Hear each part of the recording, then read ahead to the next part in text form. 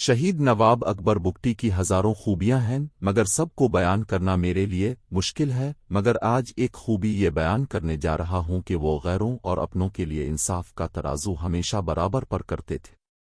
غالباً سن 2000 کی بات ہے، ڈیرہ بگٹی میں ایک مری قبائل چرواہے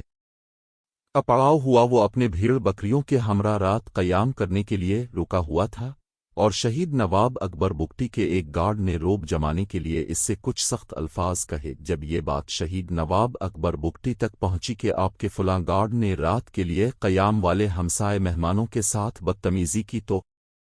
شاید نواب اکبر بگٹی نے اسے فوری کچہری میں طلب کر کے وضاحت مانگی، تو انہوں نے کہا کہ غلطی ہو گئی ہے، جس پر نواب اکبر بگٹی نے کہا کہ تم بے شک میرے قریبی گارڈ ہو، لیکن اس غلطی کی کوئی معافی نہیں ہے، اس لیے تمہیں جوتے مارنے کا حکم دیتا ہوں۔ اس کے بعد اس کو گدھے پر بٹھا کر پورے شہر میں گھمایا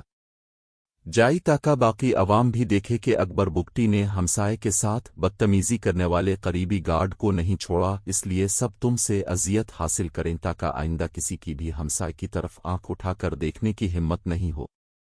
بے شک نواب اکبر بگٹی واقعی ایک عظیم اور انصاف کرنے والے انسان تھے، اللہ جنت میں اعلیٰ مقام عطا فرمائے، آمین۔